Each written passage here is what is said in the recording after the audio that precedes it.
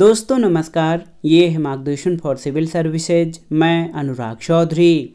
दोस्तों विभिन्न प्रतियोगी परीक्षाओं के सामान्य ज्ञान और सामान्य अध्ययन के लिए उपयोगी महत्वपूर्ण प्रश्नों के क्रम में इस वीडियो में प्रस्तुत है जल संरक्षण तथा प्रदूषण और उससे उत्पन्न रोगों से संबंधित महत्वपूर्ण प्रश्न, जो आपके आगामी परीक्षाओं जैसे यूपीपीसीएस प्रारंभिक परीक्षा, आरओ यानी समीक्षा अधिकारी, सहायक समीक्षा अधिकारी, लोअर पीसीएस तथा अन्य राज्य लोक सेवा आयोगों जैसे उत्तराखंड, बिहार, राजस्थान और एमपीपीसीएस द्वारा आयोजित परीक्षाओं के सामान्य अध्ययन खंड के लिए बहुत ही उपयोगी है। तो आइए शुरू करते हैं आज का वीडियो। इसमें सबसे पहले हम जल संरक्षण से संबंधित महत्वपूर्ण तथ्यों को कवर करेंगे। पहला प्रश्न है दोस्तों, विश्व जल दिवस कब मनाया जाता है? तो याद रखिएगा, विश्व जल दिवस प्रतिवर्ष 22 मार्च को मनाया जाता है। अगला है कि रियो डी जेनेरियो में आयोजित संयुक्त राष्ट्र पर्यावरण और विकास सम्मेलन की बैठक में स्वच्छ जल के लिए एक अंतर्राष्ट्रीय दिवस मनाने का निर्णय कब लिया गया था? तो उत्तर है 1992 में। अगला प्रश्न है, 22 मार्च 1993 को मनाया गया था। तो याद रखिएगा, पहला विश्व जल दिवस दोस्तों 22 मार्च 1993 को मनाया गया था और इसका निर्णय यानी 22 मार्च को विश्व जल दिवस मनाने का निर्णय रियो डी जेनेरियो में संयुक्त राष्ट्र पर्यावरण और विकास सम्मेलन में लिया गया था। अगला प्रश्न है, यूएन वाटर नामक एक कार्यक्रम चलाया जा रहा है। तो याद रखिएगा, यूएन वाटर नामक एक कार्यक्रम वर्ष 2003 से चलाया जा रहा है। अगला बहुत ही महत्वपूर्ण प्रश्न है, आप जानते भी होंगे, भारत के जल पुरुष यानी वाटरमैन ऑफ इंडिया के लोकप्रिय नाम से किसे जाना जाता है? तो राजेंद्र सिंह को भारत के जल पुरुष के नाम से जाना जाता है। अगला है, तरुण भारत संघ नामक गैर सरकारी संगठन के चेयरमैन कौन है? तो राजेंद्र सिंह, जिनको भारत का जल पुरुष कहा जाता है। इनकी संस्था का नाम है तरुण भारत संघ। अगला है, जल को जीवाणु मुक्त करने के लिए कौन से रसायन प्रयुक्त किए जाते हैं?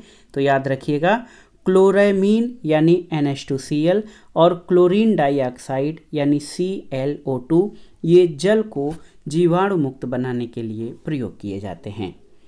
अगला प्रश्न है कि पेयजल को जीवाणु रहित करने के लिए उपयोग किया जाता है किसका? तो क्लोरीन गैस और ब्लीचिंग पाउडर का उपयोग पेयजल को जीवाणु रहित करने के लिए प्रयोग किया जाता है। अगला है, परावैंगनी विकिरण के द्वारा शोधन किया जाता है किसका? तो जल का शोधन परावैंगनी विकिरण यानी अल्ट्रावायलेट रेज के द्वारा उसको जीवाणु रहित करने में किया जाता है। अगला है, जलवायु परिवर्तन पर राष्ट्रीय कार्य योजना यानी national action plan on climate change, जिसको शॉर्ट में NAPCC कहा जाता है, प्रधानमंत्री द्वारा जारी किया गया था कब? तो उत्तर है 30 जून 2008 को जलवायु परिवर्तन पर राष्ट्रीय कार्य योजना जारी किया गया था। अगला प्रश्न बहुत ही महत्वपूर्ण है, जल प्रदूषण निवारण तथा नियंत्रण अधिनियम कब पारित किया गया था? तो उत्तर है 1974 में। याद रखिएगा, जल प्रदूषण निवारण तथा नियंत्रण अधिनियम 1974 में अधिनियमित किया गया था। Water prevention and control of pollution cess act कब लागू किया गया? तो ये 1977 में। नदियों में रेत खनन से निकटवर्ती क्षेत्रों का बुरी तरह प्रभावित होता है क्या? तो उत्तर है भूजल स्तर यानी ग्राउंड वाटर लेवल जो है नदियों में रेत खनन से बुरी तरह से प्रभावित होता है। भारत में गंगा नदी और इसके किनारे स्थित राज्यों से संबंधित एक योजना चलाई गई थी GAP, जिसका नाम है गंगा एक्शन प्लान। दोस्तों याद रखिएगा, गंगा एक्शन प्लान का पहला चरण 1985 में शुरू किया गया था और तिथि है, याद रखिएगा, 14 जनवरी 1985। 14 जनवरी 1985 से गंगा एक्शन प्लान शुरू किया गया था तत्कालीन प्रधानमंत्री राजीव गांधी के समयकाल में। और इस कार्य योजना का द्वितीय चरण जो है, इसमें गोमती एक्शन प्लान और यमुना एक्शन प्लान शामिल किए गए 1993 में। गंगा के साथ गोमती और दामोदर नदियों के साफ सफाई तथा उनके संरक्षण के लिए जो गंगा कार्य योजना का द्वितीय चरण था, इसमें गोमती एक्शन प्लान और यमुना एक्शन प्लान शुरू किया गया था। यमुना एक्शन प्लान इसका पहला चरण 1993 से प्रारंभ हुआ, दूसरा चरण 2004 से प्रारंभ हुआ और तृतीय चरण याद रखिएगा 2016 से प्रारंभ हुआ था। अब आइए देख लेते हैं राष्ट्रीय जल मिशन के प्रमुख लक्ष्य। नेशनल वाटर मिशन एक है, इसके प्रमुख लक्ष्य क्या क्या हैं? तो सबसे महत्वपूर्ण है, देखिए, बेसिन स्तरीय समेकित जल प्रबंधन, पब्लिक डोमेन में व्यापक जल आंकड़ा आधार, जल संरक्षण संवर्धन के लिए नागरिकों और राज्य कार्रवाई को बढ़ावा देना, अतिदोहित क्षेत्रों पर ध्यान और जल उपयोग कुशलता में 20% की बढ़ोतरी करना, ये सभी राष्ट्रीय जल मिशन के प्रमुख लक्ष्य हैं। अब आइए परीक्षाओं की दृष्टि से कुछ महत्वपूर्ण तथ्यों को देखते हैं। भारत में केंद्रीय गंगा प्राधिकरण, दोस्तों सेंट्रल गंगा अथॉरिटी की स्थापना कब हुई थी? तो याद रखिएगा 1985 में। वर्तमान में इसे किस नाम से जाना जाता है? तो जो है गंगा प्राधिकरण को वर्तमान में राष्ट्रीय नदी संरक्षण प्राधिकरण यानी NRCA के नाम से जाना जाता है। राष्ट्रीय नदी संरक्षण प्राधिकरण NRCA के अध्यक्ष कौन होते हैं? तो प्रधानमंत्री होते हैं। तत्कालीन प्रधानमंत्री मनमोहन सिंह की अध्यक्षता में राष्ट्रीय गंगा नदी तलहटी यानी national Ganga river basin authority, Ganga river basin authority जो है गंगा बेसिन अथॉरिटी प्राधिकरण का गठन कब किया गया था? तो 20 फरवरी 2009 को। याद रखिएगा तत्कालीन प्रधानमंत्री डॉक्टर मनमोहन सिंह की अध्यक्षता में राष्ट्रीय गंगा नदी बेसिन प्राधिकरण 20 फरवरी 2009 को गठित किया गया था। पर्यावरण संरक्षण कानून 1986 के तहत राष्ट्रीय गंगा नदी बेसिन प्राधिकरण का गठन कब हुआ था? तो ये 2009 में फरवरी में। याद रखिएगा जो गंगा नदी बेसिन प्राधिकरण है ये पर्यावरण संरक्षण अधिनियम 1986 के अंतर्गत गठित किया गया है। उन राज्यों के मुख्यमंत्री जिनसे गंगा होकर बहती है इस प्राधिकरण के सदस्य होते हैं।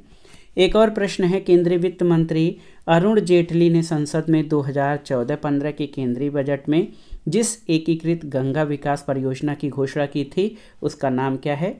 तो ये नमामि गंगे परियोजना 2014-15 के बजट से शुरू की गई थी। आइए देख लेते हैं डॉल्फिन से संबंधित महत्वपूर्ण प्रश्न। जो गंगा डॉल्फिन है तो भारत में गंगा और ब्रह्मपुत्र और उससे जुड़ी नदियों में पाई जाती है। कौन सा जलीय जीव? तो ये है गंगेटिक डॉल्फिन। इन्हें रेड लिस्ट सूची में संकटग्रस्त यानी इंडेंजर्ड वर्ग में कौन रखा है? तो IUCN ने।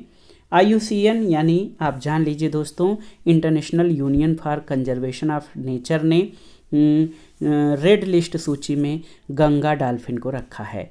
IUCN की रेड लिस्ट सूची के अनुसार घड़ियाल को गंभीर रूप से विलुप्त प्राय यानी क्रिटिकली इंडेंजर्ड का तथा मगरमच्छ को दर्जा प्राप्त है किसका? तो अति संवेदनशील यानी नाजुक, जिसको वल्नरेबल कहा जाता है। कई डॉल्फिन संयोग से मछली पकड़ने वाले जाल में फंस जाते हैं, इसे क्या कहते हैं? तो इसको बाई कैच कहते हैं। गंगा नदी डॉल्फिन का वैज्ञानिक नाम तो याद रखिएगा प्लास्टिनिस्टा गंगेटिका। प्लास्टिनिस्टा गंगेटिका जो है गंगा नदी डॉल्फिन का वैज्ञानिक नाम है। और भारत का राष्ट्रीय जलीय जीव यानी नेशनल एक्वेटिक एनिमल किसे घोषित किया गया है? तो याद रखिएगा डॉल्फिन को भारत का राष्ट्रीय जलीय जीव घोषित किया गया है। अब आइए प्रदूषण और उससे उत्पन्न रोगों से संबंधित महत्वपूर्ण तथ्यों को देखते हैं।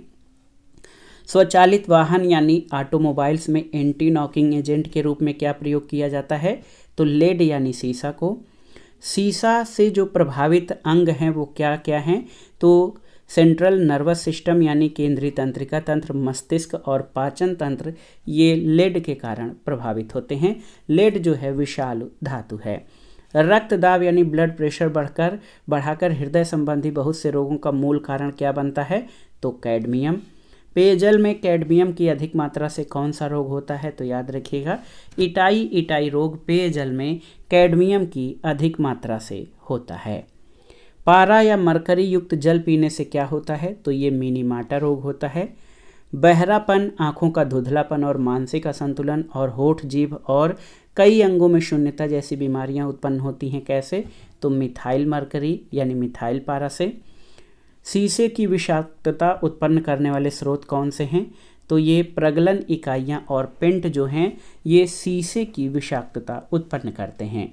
दीवारों को छूने, पेंट की हुई अन्य चीज़ों के संपर्क में आने से लोग किस धातु के संपर्क में आते हैं?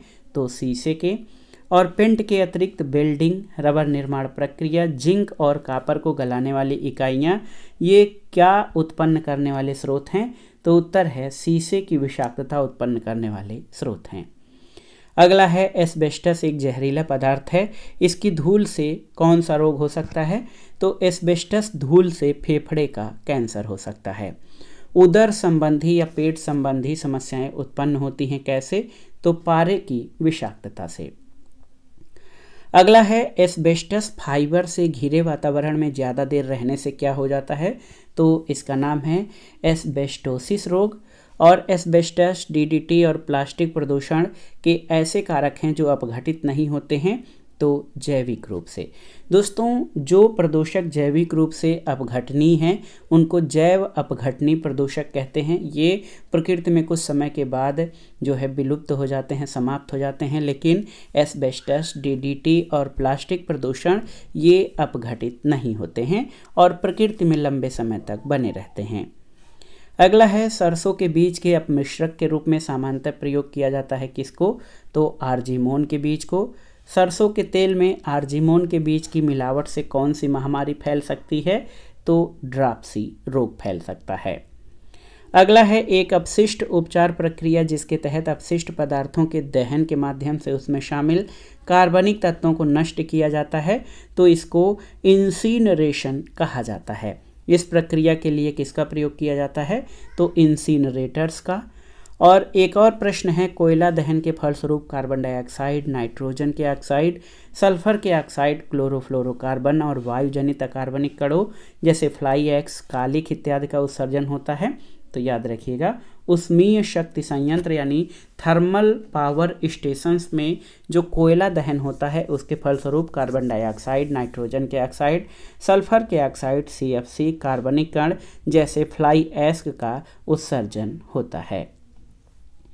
अगला प्रश्न है, ब्रोमीनित वनस्पति तेल एक प्रसंस्कृत वनस्पति तेल है जिसे ब्रोमीन से उपचारित किया जाता है। इसका उपयोग किया जाता है किसमें?